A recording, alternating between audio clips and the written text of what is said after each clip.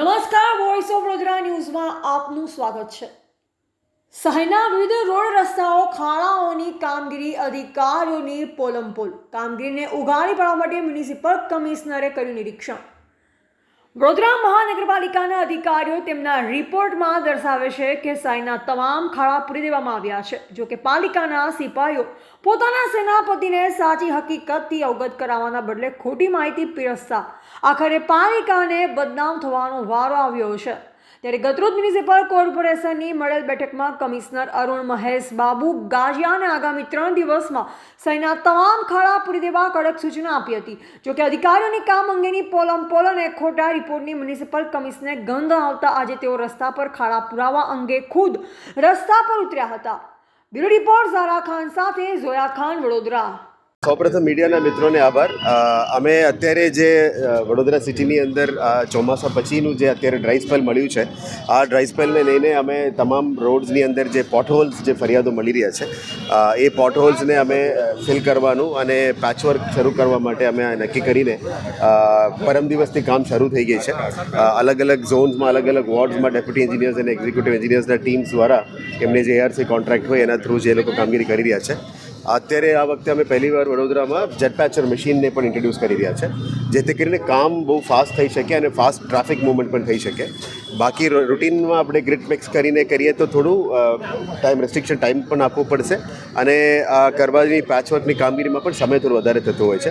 એટલે હાલ આપણે ઇમરજન્સી મોડમાં અત્યારે જેટ પેચિંગ મશીન અમે એક લાવ્યા છે। આવનારા દિવસોમાં હજી 3 લાવીશું એટલે એક ઝોનમાં વહેલા તકે કામ પોટહોલ્સ ફિલિંગની કામગીરી થઈ શકે એના ઉપર કામગીરી કરીશું, કારણ કે આના કારણે પબ્લિકની નારાજગીને પણ દૂર કરી શકાય અને જે પહેલાંથી જે રોડ વર્કની રિપેર કરવાનું છે એનું પણ કામગીરી વહેલા તકે થઈ શકે। આ સિવાય પણ જનરલ વર્ક્સમાં પણ જનરલ નોર્મલ રીતે પણ અમે કામગીરી કરીશું। એટલે હોટમિક્સ પ્લાન્ટને પણ શરૂ કરી દેવામાં આવી છે। અત્યારે જ ડ્રાય સ્પેલ મળી છે એટલે 2 મહિના પછી, એટલે વહેલા તકે આ ખાડાઓ પુરાવાની કામગીરી VMC દ્વારા હાથ ધરવામાં આવ્યું છે। અને બીજું આ પેચવર્ક સિવાય જે રોડ પ્રોજેક્ટ દ્વારા 18 મીટરની ઉપરની રોડ છે, આ બધાની અત્યારે ટેન્ડર પ્રક્રિયામાં પ્રોસેસમાં છે। અમુક તો વર્ક ઓર્ડર પણ અપાઈ ગયું છે। એટલે જે પણ આ વખતે જે પહેલાંથી જ અમે ખર્ચા કરતા હતા વડોદરામાં, એના કરતાં 45% વધારે અમે બજેટમાં લેવા માટે પણ નક્કી કર્યું છે। આવનારા વર્ષમાં જે બજેટ પણ છે એમાં રોડ વર્ક્સ માટે પણ સ્વર્ણિમ અને અમૃતમાંથી પણ જે કામો કરવામાં આવી છે એમાં મેક્સિમમ રોડ્સને કરવું પડશે, જેથી કરીને વડોદરાની રોડ્સને પણ સારી રીતે અમે કરી શકાય। આવનારા દિવસોમાં રોડ કન્સલ્ટન્ટ્સને પણ લાવવાની અમે નક્કી કર્યું છે। જે પહેલાંથી રોડ કન્સલ્ટન્ટ્સ પેન્ડિંગ હતા, ઇન હાઉસ હતી, અત્યારે આ વખતે લગભગ 3 થી 4 કન્સલ્ટન્ટ ઝોન વાઇઝ પણ અમે નિમણૂક કરીને કામગીરી હાથ ધરવા માટે નક્કી કર્યું છે।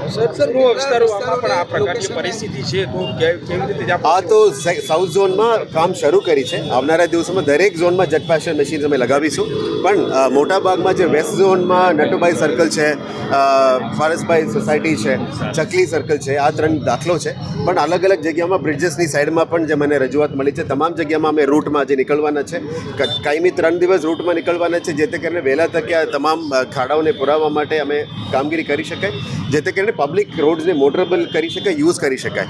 અને પેચવર્ક એક કાયમી સોલ્યુશન નથી, ખાલી રેસ્ટોરેશનનો કામગીરી છે। પણ આવનારા દિવસોમાં આખું રોડ રિસર્ફેસિંગ પણ લેવામાં આવશે અને જેમાં નવા રોડ્સ કરવું પડે, TP રોડ્સમાં કરવું પડે, આમાં કાયમી રીતે પ્રોપર કોન્ક્રીટિંગ રોડ્સ અથવા